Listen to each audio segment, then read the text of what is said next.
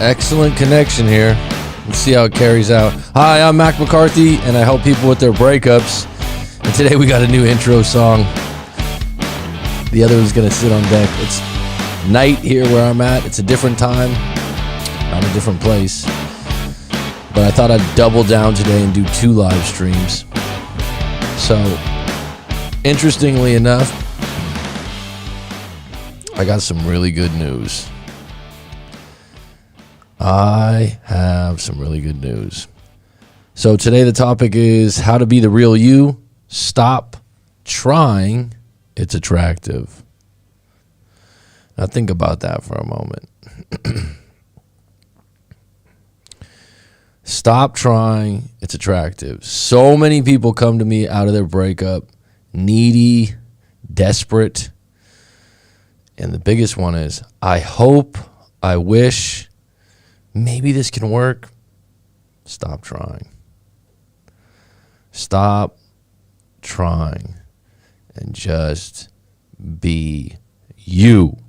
Because that's what got a good catch. That's what got you there in the first place.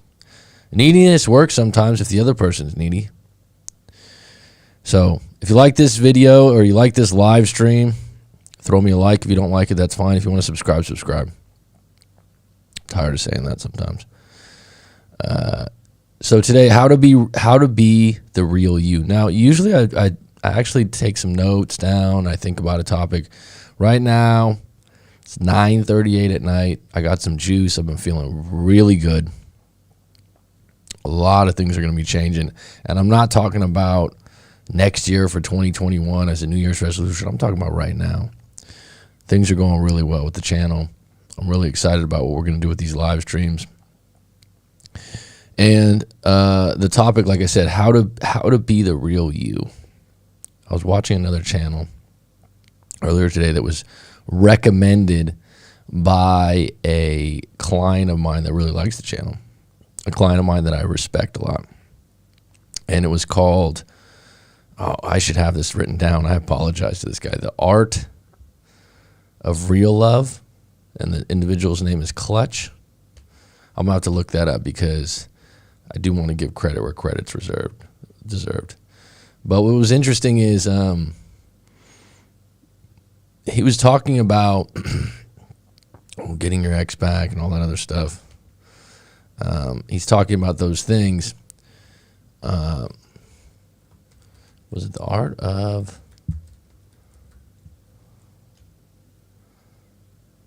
Oh, now I'm going to butcher it.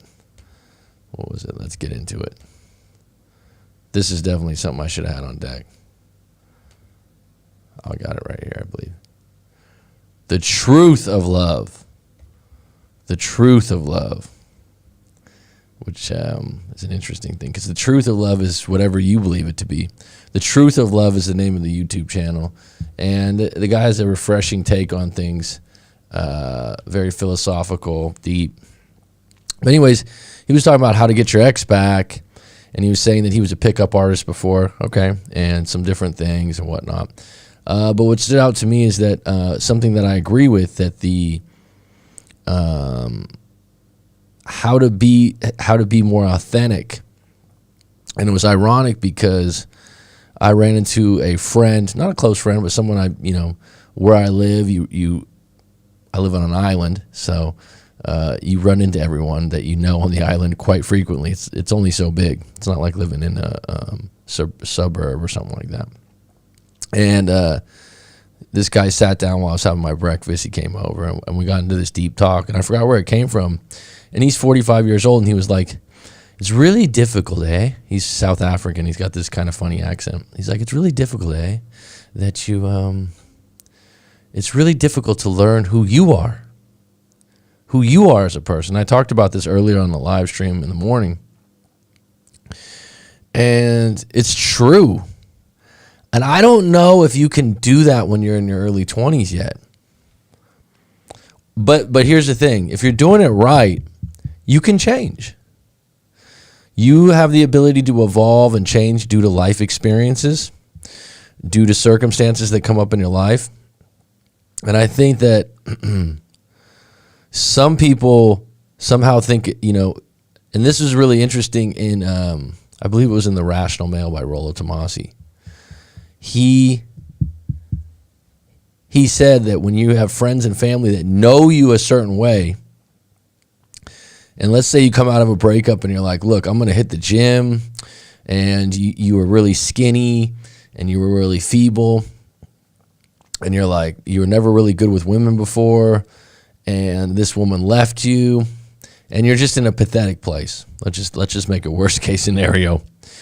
And you go, you know what? I'm going to get on deck. I'm going to read some attraction books. I'm going to talk to this guy, Coach Mac McCarthy. I'm going to unpack my story. I'm going to dive into this and look for some fucking solutions, because I don't want to be pitiful with women.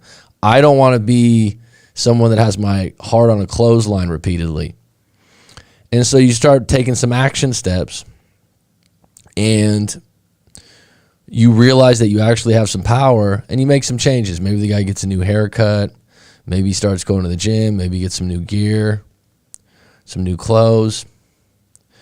And as long as it's something that you embrace, that you think's cool. And a really good example is Neil Strauss's book, The Game, where he becomes a pickup artist from, basically, if you see the before and after pictures, it's safe to say he's a bit of a nerd. I think he would even say that.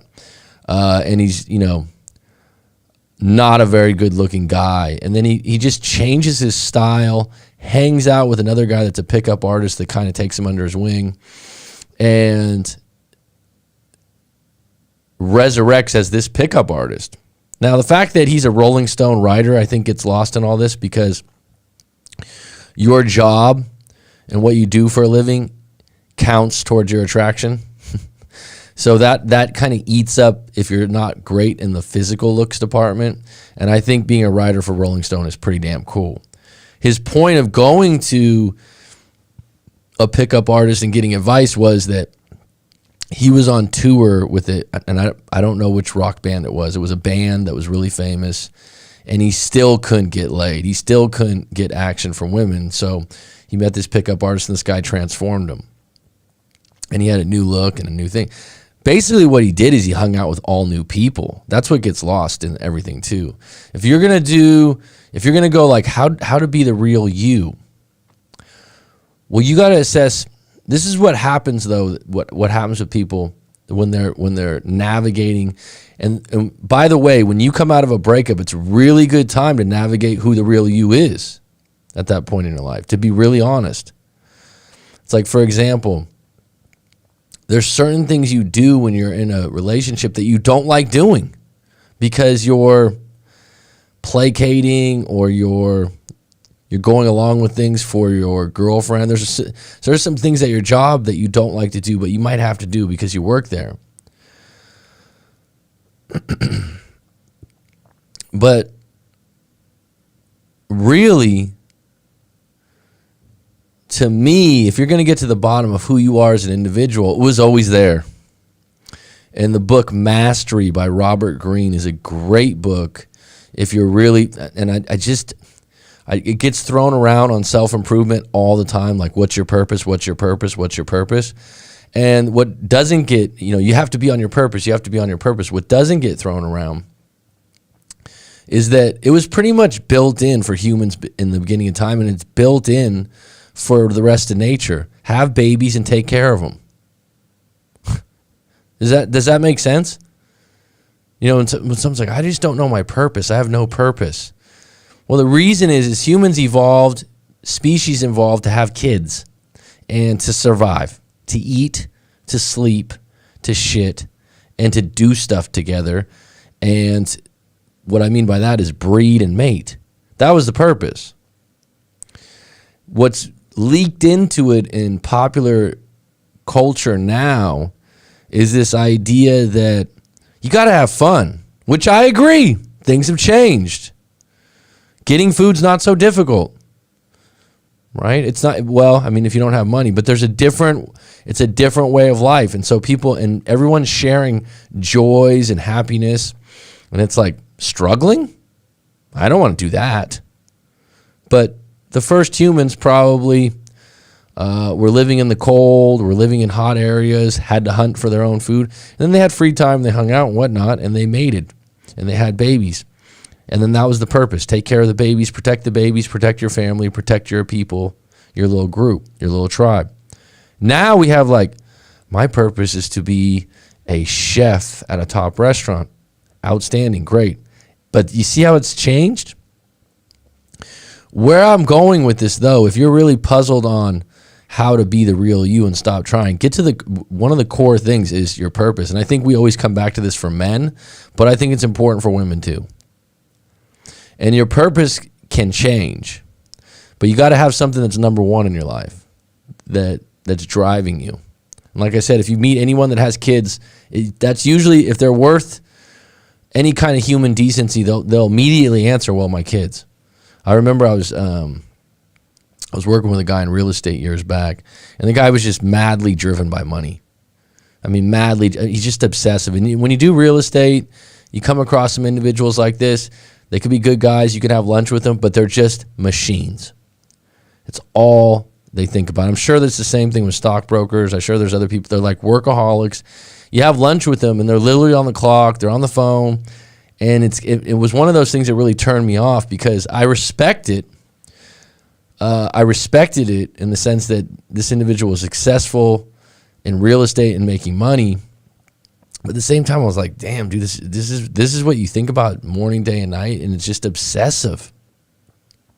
How to make a deal, how to get a client, how to maneuver a negotiation with a client. And it was just always on this guy's mind. And he's like, mate, I'm never bored. Because he's always working through something like that. But I asked him one day, I was like, I mean, you're making really good money. You're making all this money. What's it all for? Because he wasn't lavish. He didn't really have a nice car or anything like that. He wasn't flashy. And he's like, well, I have a daughter, and I want to make sure she goes to the best private school that I can pay for. I want to make sure she goes to a good university, and that I leave her a good amount of money. Like that was it was just a quick, honest answer, and I thought that's acceptable for me. And when you don't have kids, I think, and including myself, I'm 39 with no kids. I think finding that purpose is going to be different. But I got an answer for you on it. Look at your early inclinations. So in the book Mastery by Robert Greene, I actually have the book, I believe, here. This book. Oh, that was nice. In this book, yeah, kind of looks a little generic looking, doesn't it, the way it is? Mastery by Robert Greene. That was one of the best chapters in the book, and I thought to myself, if you look back when you're 7, 8 years old, 6 years old, what did you want to do? What were you interested in? What was clawing at your heels? Like, I really want to be this. I really want to do that. And it might not be something that you do now. It might not be, but but what you ended up doing, if you did something completely opposite of that, it's always been on your heels. Like, I always wanted to. So Charles Bukowski, who's a famous writer, and put on his tombstone, "Stop Trying." And the opening chapter of the book, The Subtle Art of Not Giving a Fuck by Mark Manson, which is a great self-improvement book, talks about Charles Bukowski and the fact that he didn't really find his career till he was in his 50s. Before that, he was an alcoholic drunk. He worked at the post office off and on. He had a horrible childhood where his dad beat him. He had a horrible outlook on life. He was completely negative. He was a loser. And Mark Manson's point was he owned it. He wrote about it, and he didn't try to be someone different. He knew he was fucked up from his childhood. He knew he was not the coolest kid in school. He knew that he was a drunk, and he wrote about it. And he embraced it. But what's not said in that chapter, if you dig a little bit deeper on Bukowski's story, he always wanted to be a writer. He was actually, when he was a little kid, and this comes up a lot, he was actually recognized by an early teacher for his writing, which he wasn't recognized for much as a kid. He wasn't good at sports. He wasn't good at many things. And so when you think how to be the real you, what is it you're good at that you don't really have to try hard at, you enjoy doing, and it might help people or bring some joy somewhere? That's the bonus. And if you can do that, that's going to be a big part of your attraction, because you're going to be in a better mood. You're going to have a more solid outlook. You're going to be more indifferent to what people think about you because you're doing what you want to do. But if you look at when you were a young kid, and let me ask you this, Johnny, let me ask you this, Leandra, since you're the only active people on the live stream at this time. When you were, and I'll share it with you, I've talked about it before, when you were between the ages of 5, let's just say between 5 and 10 years old, was there something that you wanted to be when you grew up that you wanted to do? Was there something that, like, a lot of people, I always wanted to be a policeman. I always wanted to be this. Policeman's a pretty tough one right now. I give him a lot of respect. But you know what I mean? Is there one for you, Leandra? Is there one for you, Johnny? When I was a kid, I wanted to be a sportscaster because I loved sports. I loved Sports Center. Chris Berman was one of the guys I watched. I was young. I'd read the Sporting Green every day. I'd cut out pictures from the newspaper. I was really into sports, baseball, football, and basketball. I was a big fan. Played them when I was a little kid. And that's what I thought I wanted to do. And I wanted to be on the radio or like I said, on TV. And that was one of the first things I wanted to do. First things. I remember my mom was like, really? That's what you want to do? And then when I was about 11 or 12 years old, I had a really good couple years of school, had a really good teacher that I really liked, and I remember being like, I'd really like to be a teacher. So when you were, thanks for sharing that, by the way, Leandra. It helps to be interactive. Johnny, if you got one, I'd appreciate it. Airline stewardess, cool. I think that's an underrated job based on the travel. Right now, it wouldn't be very good, but did you ever get to do anything like that where was it because you could travel the world, or did you have a good experience with one, or you just attracted to the job? Did you ever get to do some kind of job where you got to travel a little bit? Just curious. But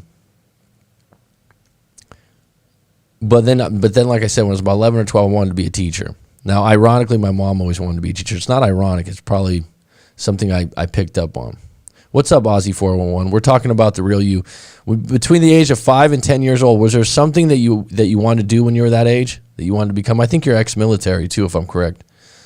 But was there something that you wanted to do when you got older? Because I feel like this is a seed to people when they're thinking about how to be the real you. What did you want to do when you were young, when you were a little kid? And then how did that evolve? So like I said, I wanted to do sports casting, and then I wanted to do teaching. And then when I was in college, I wanted to teach the history of sports in America.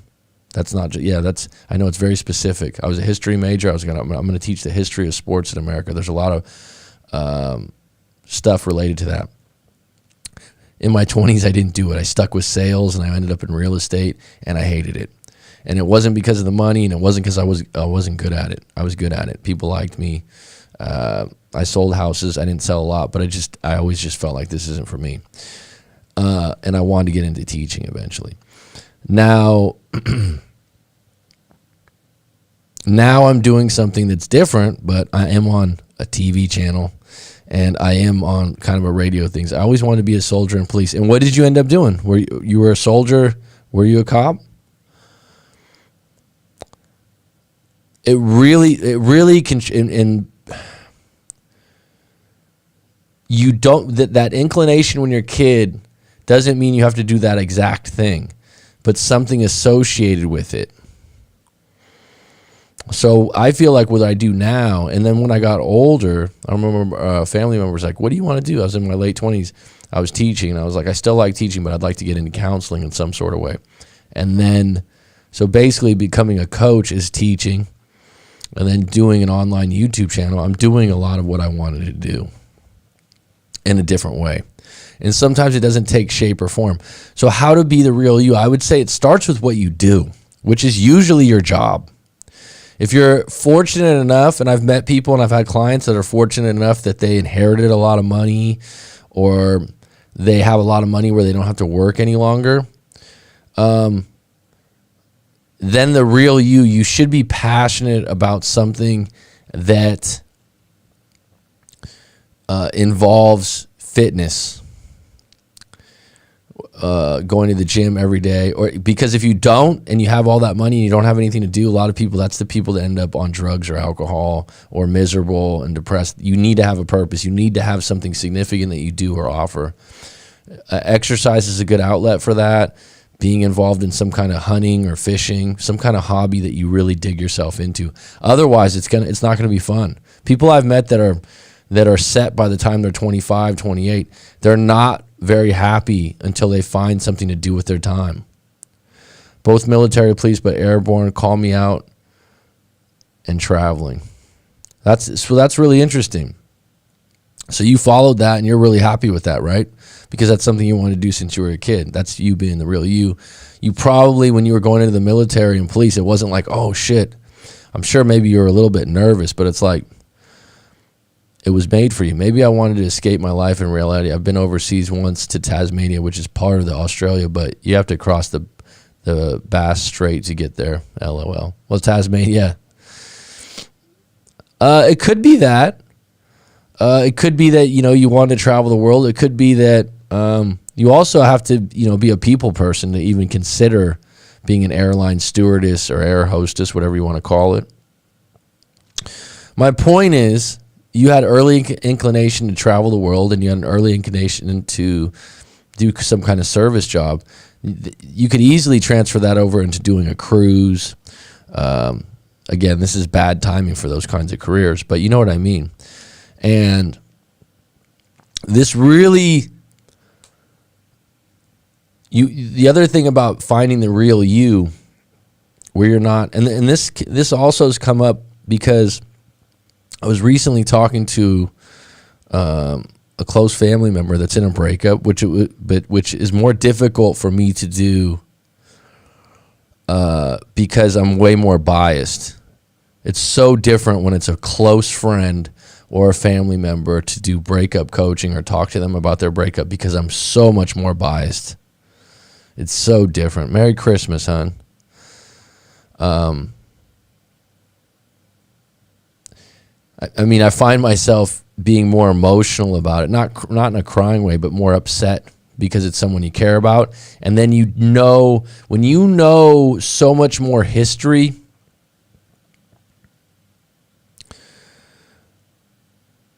it's so much more difficult than when someone just sends me their story and we can just focus on that.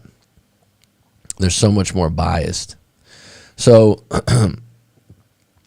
the point is, when you break up, how to be the real you is actually more of an opportunity, because the only way you really get in touch with what you really want and who you really are, in my opinion, and some people don't like this, is you need to get some alone time.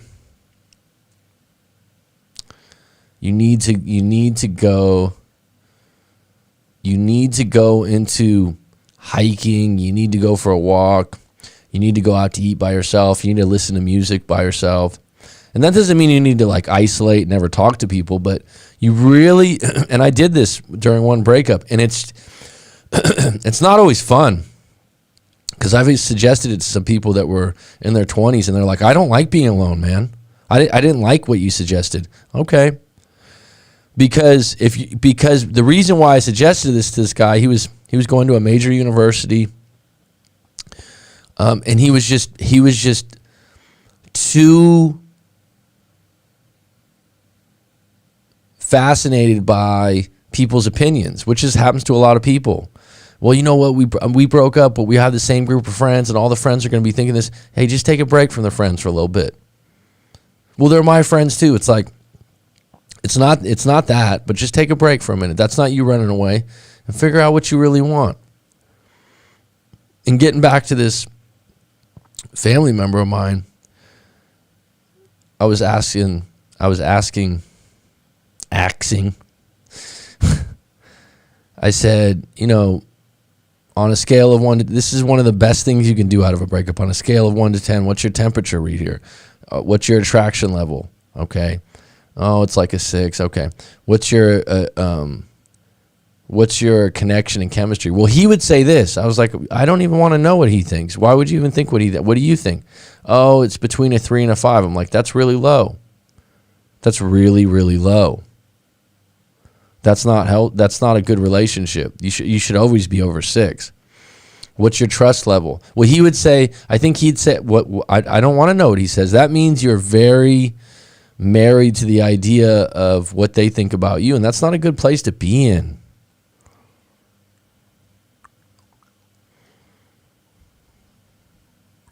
And that's why you get those temperature reads.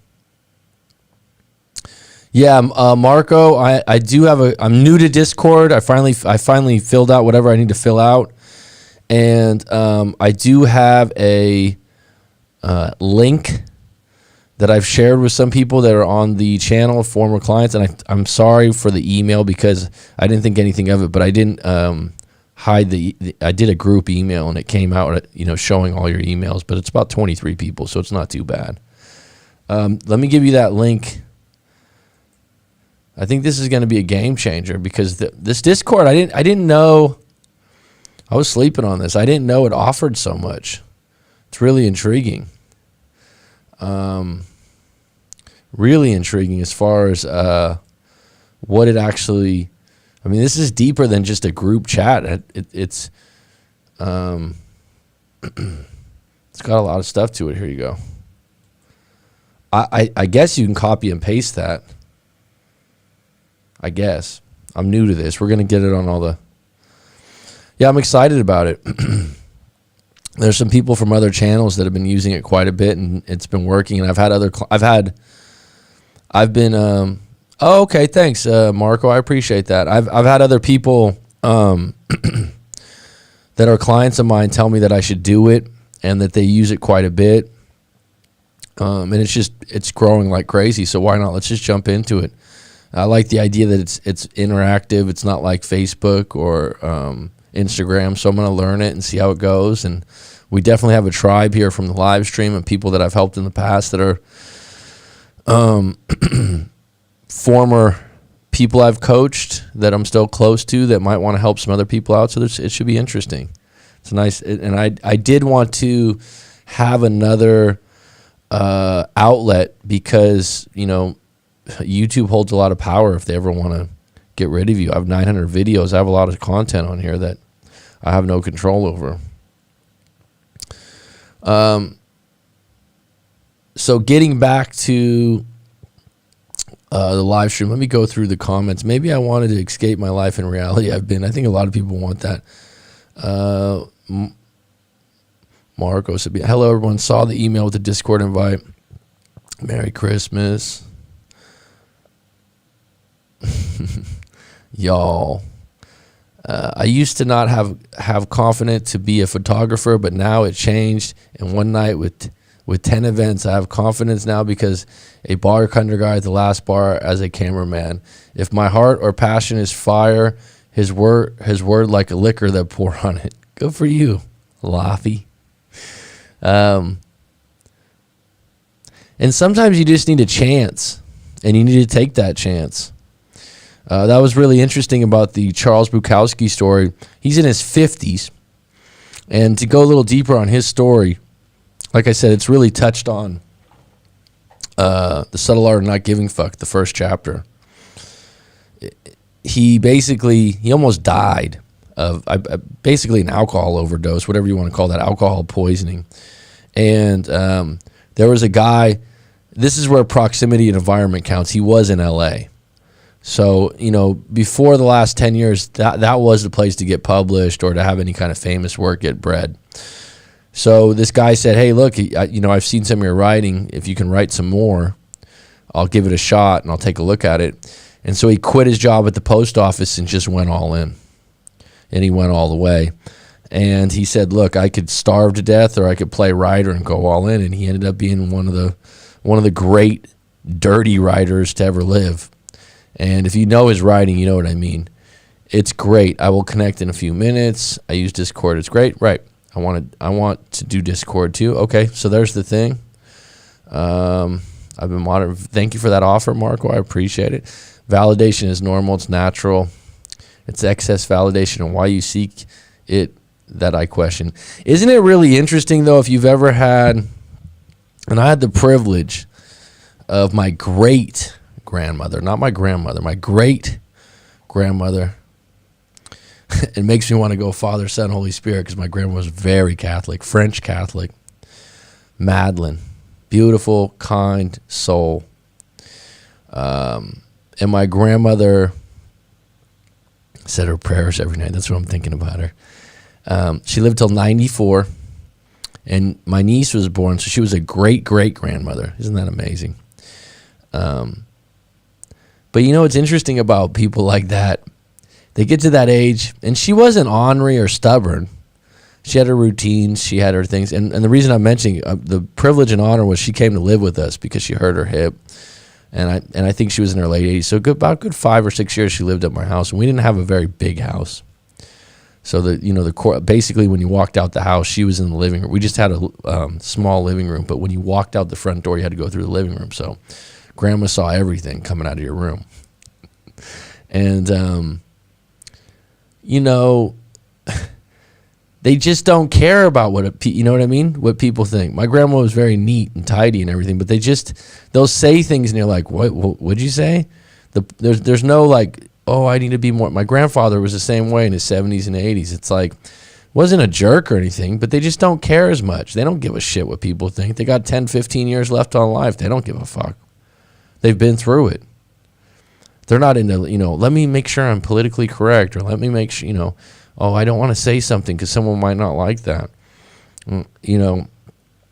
And why is that?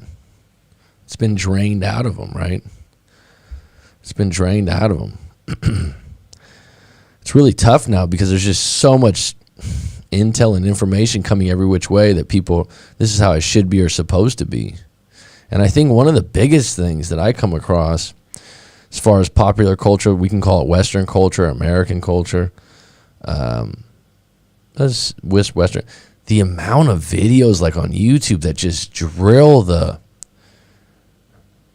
hi, I'm Dean Grassinelli, and I made $1 billion, and I here's my Ferrari, here's my Lamborghini, man. You want to make money? Da-da-da. It's like, jeez, just slam that down your throat. And it's like, I think that, and I used to watch when I was a little kid, The Rich and Famous and all these other things. And now that I'm 39, I've known some people that have money. Not all of them are happy. That's for damn sure. And I'm not impressed. I'm not impressed by your 15 cars, your 7 houses, your abundance of stuff. Your abundance of inanimate objects that have no feelings and no real value other than to show off. Think about that for a minute. I'm not impressed. And someone might go, oh, well, that's their prerogative. That's their right. It's capitalism. They made enough. I'm just saying personally, at this stage in my life, I'm not fucking impressed. When they got Floyd Mayweather, who's a boxer, and he's made hundreds of millions of dollars, and they say he's got 40 Bentleys, I'm not impressed. I actually think to myself, this is actually bad humanism. You got 40 cars and you need one to drive? I mean, have a couple. Why not? And we got people, sick and homeless and no food in the world. I'm not telling you to save everyone. But what do you think? I mean, there's no having 40 cars in the garage or this or that. And you know what? I'm not in that position. If I was a billionaire or something, I certainly would like to have a couple vintage cars because that would be my thing. But at what point? I mean, are you impressed? I mean, people. When you go down, right? And let's say you got 10 days to live or something like that. Are you going to go, oh my God, can I take my Bentleys with me? Or who's going to get my Bentleys? Really? You know, I've been to a few funerals, and the eulogies is what counts. Your body of work of what you did for other people is what counts. Whether you got paid for that or not is fine. Stuff? You can't take it with you. I've heard that before. But the amount of people that just get excessive stuff, it's just like, okay, I'm not a minimalist. I'm not a minimalist or anything like that. I'm like, have a nice stuff, have a summer home, enjoy your money. And I plan to make a lot of money myself in the future. I plan to build this channel and do some things. But I mean, like, do some charitable things. Everyone's out there going, oh, this person's corrupt. Oh, what have you done for the world? But I mean, some of this out there, and I'm not saying taxes is the answer. I'm saying, like, this is, when we get back to the topic of how to be the real you, this is the real you, to have 40 Bentleys or, to have 15 houses. Wow. That's really something to hang your hat on. Someone might go, oh, why are you hating on him? I'm not hating on him. Go for you. Go for you. But I wouldn't be proud of that. And have you ever met people and they're like, oh, look at my, look, did you see my new watch? Oh, did you see did you see this? If I liked it, I'd tell you. You know what I mean? If I thought it was impressive, I would have already said something. Doesn't mean I don't, you know what I mean? It doesn't mean, it just tells me that it's real significant to you to just show it to someone. Right? I just got a new Mercedes. Go for you. I'd be more impressed if you told me, you took in a stray cat that's fucking hasn't eaten in a week. That's impressive. That's human points. Right? All right. So I've been moderating for a few channels. What's up, Mac? Hope you're doing great. I'm good, Chris. Thanks, bud. Your grandparents sound very real. It's honesty and freedom, and they're not afraid to be who they are. I admire that. Some people are so materialistic, and some people can carelessly about materialistic things. I've had times in my life where I'm like, why do I always want more stuff? And you know why? It's growing up in California and American culture, and it's part of it's consumerism. It's billboards. We had a catalog when I was a kid, and it's hard to evade. It's hard to evade. But it's the people who are less materialistic who care about others and more about serving other people. I mean, I suppose you could still have nice things and do nice things. It's how people operate these days. They live for materialistic things, but they forget to visit the doctor in years. That's so funny. I know a lady I was talking to that well, I shouldn't say very materialistic, but materialistic on a certain level. Definitely likes her name brands and whatnot, and to kind of be showy and show off. And she was like, why do you like to exercise so much? And I was like, when's the last time you exercised? I haven't exercised in 5 years. I was just like, excuse me? Are you serious? Okay. And you were just telling me how you've had a really down year and you've been depressed? How about a little exercise sprinkled in, sweetheart? Jeez. I'll share. So anyways, the Discord's in there. That's kind of why I came on, because I was like, I'm going to drop this today on the live stream. And also this topic's kind of interesting because it really is what people are missing when they're broken up and they're thinking like, if we get back, well, you better get back to being the real you or close to it, to where you feel good about yourself. Because isn't that when you don't feel good about yourself? When you're battling being who you are or what you want to be, or isn't that a big part of it? Oh, is there people on it right now playing on it? I guess I'm a little, I'm one of those, I take a lot of time to get onto anything new tech, but I'm going to be on deck this year. I don't know much about Twitch, but I'll maybe start that also. But this Discord will be good because I'm very personable. We have a group here that knows each other from the live stream. I think this will be nice for everyone to interact. I think you asked me about it before, Sabina, to be fair. And there was another young man that he's told me about it before too, Kyle. So it should be good. I'm looking forward to it.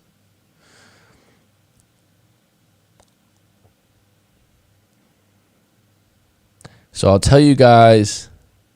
Oh, 4 people. Okay. Including me, maybe. To close out, we got 11 on deck, 2 likes. Thanks, folks. I appreciate it. So I was talking about my grandparents. And when I say that was my great-grandmother.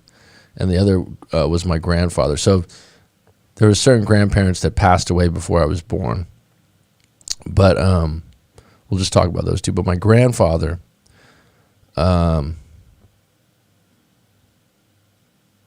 I had the honor to do the eulogy, to, say something. So I wrote something out.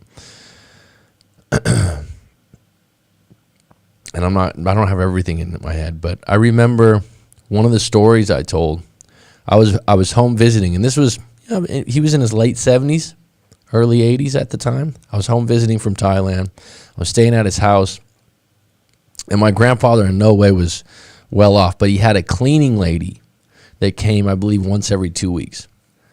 So this cleaning lady had been the cleaning lady for years. He had lost my grandma like 20 years prior. So this lady had come over with her old vacuum and stuff like that. And he knew her. She was a close friend, actually. But she was old also because she had been the cleaning lady for him for like 25 years. So the ironic thing was my grandpa's in his, let's say, late 70s, early 80s. The cleaning lady might have been late 60s, early 70s. Also, right? And she was, like I said, she was my grandpa's friend. She was close to my family and whatnot. But when you clean, it takes you get to a certain age and you can't like get to be a really good cleaner. I don't know, right? So I went out for a jog. I come home. She's there, and she's sitting in a chair having a drink. And I believe it was a cocktail. There was vodka on the table. And I'm like, and my grandpa comes around the corner and he's pumping the vacuum. And I'm like, the hell is this? Like, this is grandpa's clean. Like, isn't she supposed to be doing the cleaning? Grandpa's in his, late 70s. And he's got, he's crunched over. He's going like this. And I thought to myself, my grandpa's not hiring her to clean the house because he's helping her clean the house. He's hiring her because it's his friend and he cares about her and he knows she doesn't have a lot of extra money. There's not a retirement in cleaning. She had been cleaning her whole life. So it wasn't about her cleaning his house or getting his money's worth out of her. It was, this is my friend. And I just realized it in that moment. I shared that story because I was like, and in the first part, I'm like, why is Grandpa, we called him Papa, actually. Why is he doing the vacuuming? Like, I was kind of like, and she's sitting there having a drink on the table. Now, when I say that, it's not like she didn't do other things. She wasn't lazy. But you might say, oh, it's something about my grandpa's character. But I realized, no, that was his friend. That was someone he was close to. Yeah, he paid her to clean the house, but he thought, man, he probably thought she's getting old. I could help her out.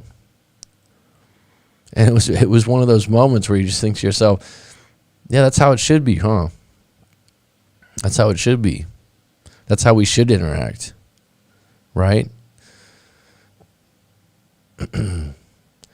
If you can put a smile on a person's face and help them in some way, that is joy and value in life. And the interesting thing, I was just telling someone, I've told a few people this, when they're really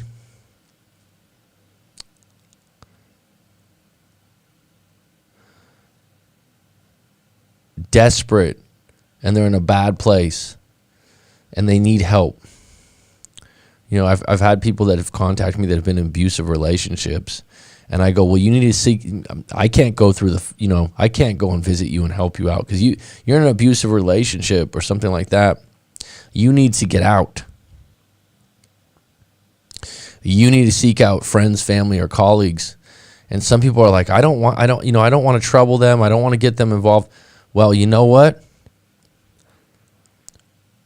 When the call comes and someone has the ability to help someone, sometimes you don't have the ability. Sometimes it's a money thing and you're like, I just don't really have the money to lend you. I'm sorry. But if you have the ability to help someone that you care about, that's in a bind, that you think, damn, I got to help them, you're actually doing them a favor. Maybe you don't feel it's a favor. You're actually doing something for them because it feels damn good to help someone. Sincerely help someone. I know doing breakup coaching and the stuff I've done over the years and being a teacher, it's the stuff you do that people really need your help and appreciate it. You get just as much out of it as they do. Human beings, we get lost in the idea of what we want and this and that. What we really need is significance and importance. It feels good to be needed in a time of need. It feels good to be able to have the ability to do so. And so I think that when you're in that dark space and you think, oh, I can't call my dad, I can't call my mom, I can't call my grandma, well, there's Sharon at work. We're pretty good friends, but I don't know if she's going to be up for this because call her up. And she says no, she says no. She can't help you. It's okay. People have the right to say no. But I've had it more times than not, and actually, this friend's really came through for me. I'm really surprised. But you on the other end, when you do get that help, you can't continue to be a victim. You got to take that help and go, this is the beauty of if someone helps you. I call it the domino effect. In the future, hopefully you do the same. In the future, hopefully you go, you know what, if I ever have that happen to me, I'm going to do the same. And a lot of people, if you hear any kind of charity someone donates to, they were a victim of before. Me helping people out with breakups, I wasn't a fucking victim, but I had a bad breakup, so I can relate.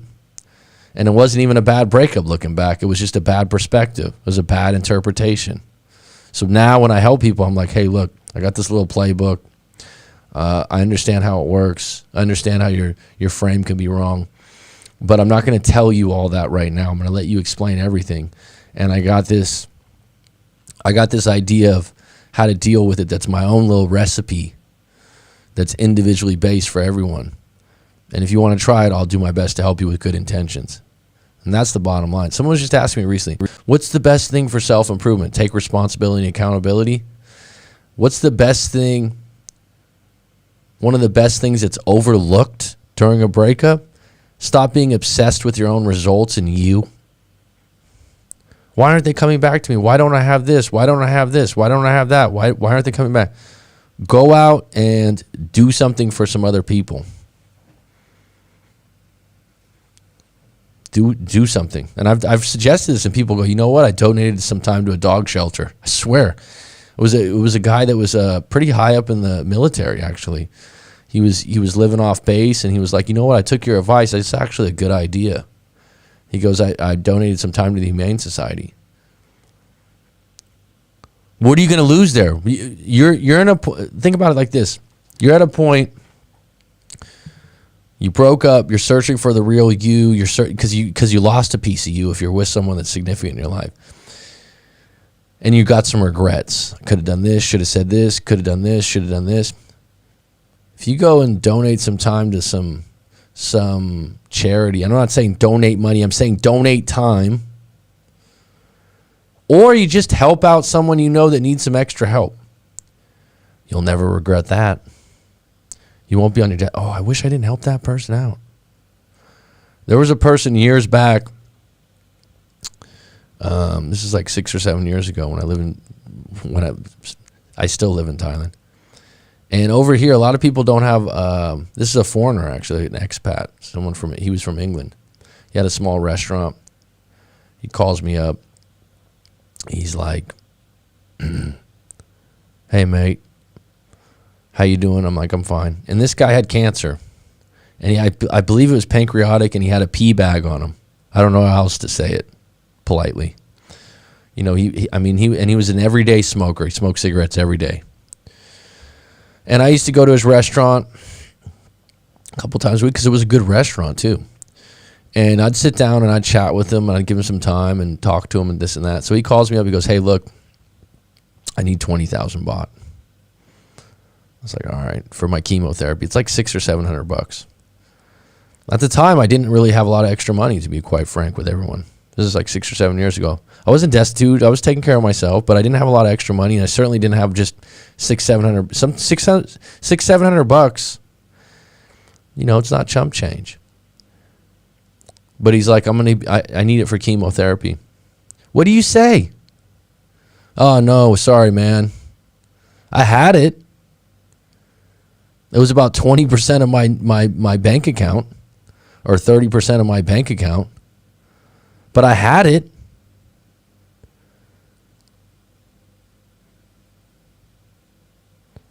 I had it, so I gave it to him. 2 weeks later, what happened? Called me up again. "Hey, mate, I need another 20K for I'm just going to come out with it. You can say no." What do you say? Gave it to him. 2 weeks later, "Hey, mate, I got to go back again." I gave it to him. He passed away about 6 months, 8 months later. And by the way, he wasn't very excited about the chemotherapy. He even, towards the end, he was like, "Oh, that chemo never worked," this and that, which I didn't like because I was like, "Well, why'd you ask me for the money?"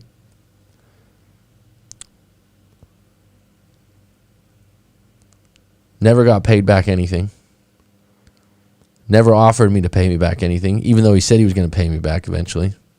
Even though his restaurant, they got new menus, they got some new furniture. I was pissed. I'll be honest. I was pissed deep down, but I said, here's the thing, folks.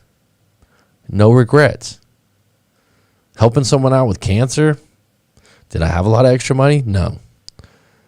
But did I do the right thing? I'll tell you what, I didn't do the wrong thing. It was good intentions. I wasn't a hero or anything like that. The guy ended up passing away. He ended up passing away. It was inevitable. But I felt like, do I look back and go, "Oh, I shouldn't have gave him that money. It was such a waste of money"? Nope. Because in that moment, I gave him the best hope he could, and I had the ability to do so. All right, let's just take a look at the live stream here.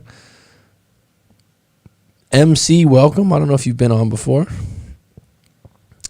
I don't know if I'd recognize that. I injected COVID vaccine yesterday so the COVID vaccine right now is officially good.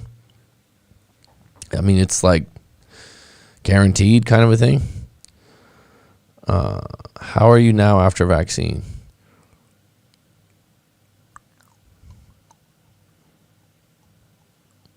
I was given as well part of my work. No side effects yet. Okay, so is this experimental? Keep it real. Keep it real in the field. I just like that name. Finally caught. You got a question, dude? You replied to previous message. Dave Tremonti. What up? He's from DC, but I think he's got some New York roots. I'm just guessing, Mr. Tremonti.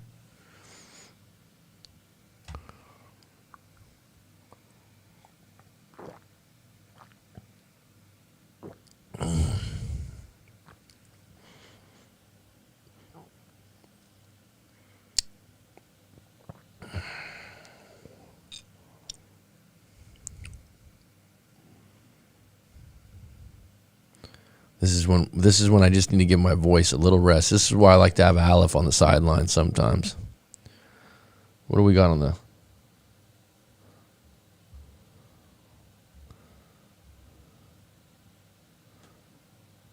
No?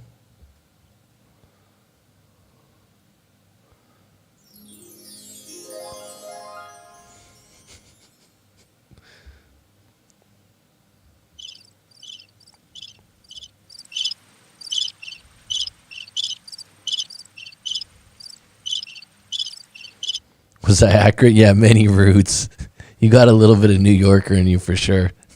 I wasn't born in the East Coast, but whenever I meet New Yorkers, they're New Yorkers, that's for sure. Very proud of New York too.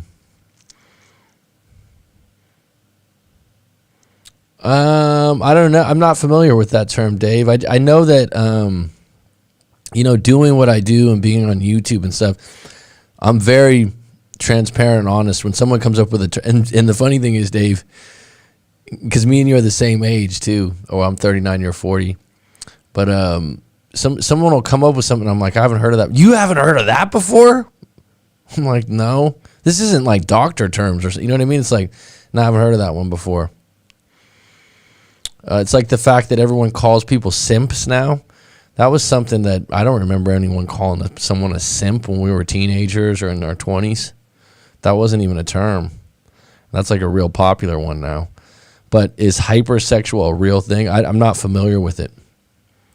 So I said you had forensic approach.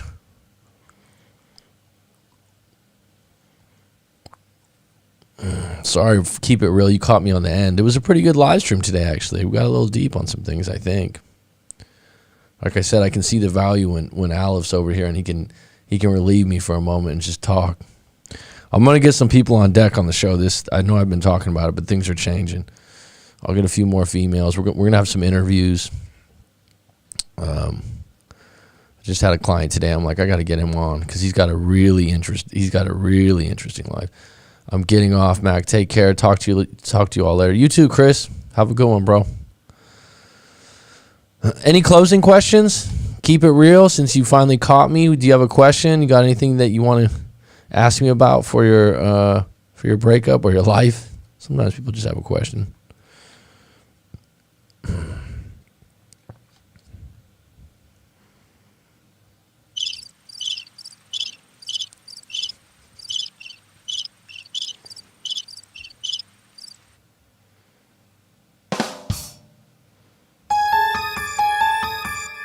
Yeah, that's a good one to get your head moving.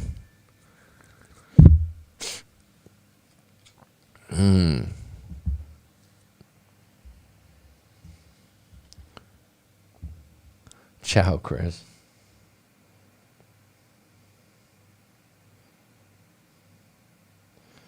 I guess I'll restate it before I sign off. I do have this is why I came on earlier. I do have a link here if anyone wants to join my Discord. I just opened a Discord today, Coach Mac McCarthy. That's the link. So if you want to talk and play with some of the other people that are on the live stream or that follow me or that I've coached before, I sent out like a little bit of a group email, not to everyone. But if you want to join that. Jiu-jitsu. Good for you, dude. Talk to you later. Yeah, absolutely, Dave. I will. I'm going to get to sleep pretty soon. It's 10:30 here now. All right, folks. Sorry, keep it real. You said finally caught you. I hope you got a little bit more of it. It's gonna be curtains. Like I said, if you want to go to the Discord, welcome. I guess that link will take you right there. If you want to go to my, where's the link to Discord? I just put it up, I believe. Hypersexual is a thing. Have I missed it? Hi, Dave. Hyper arousal is a real thing, emotional, sexual, or otherwise. Okay, my ex texted me last night after a year, no contact. I'm not going to do anything, but it's hard not to feel emotions. Thanks for your videos.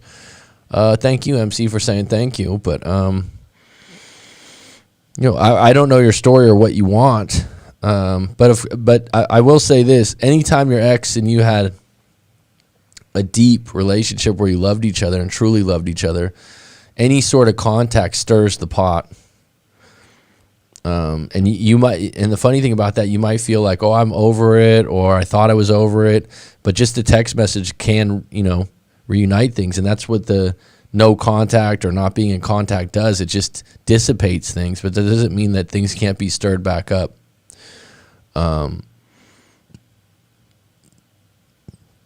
Emotions aren't controlled usually. I just did. I think this, and I don't know why. I don't know why. I think when I do my live streams, it's very delayed. I had someone, the guy that did my equipment, I think it's the software we're using, this OSB or something. So I hope that link works, Marco. This is going to be a game changer there. I hope, a lot of people have been asking about it for a while. I notice it's been very helpful for other people. I'm going to be more interactive. So it should be good. But 10:30 p.m., it's my bedtime. I got to get up. I got a live coaching in the morning. Lovely sharing with you all. You rock, Mac Daddy. Get some rest. Thank you kindly, hon. Leandra, have a good day. All right, folks, it is curtains. See you on the Discord. See you on the live stream. Take it easy.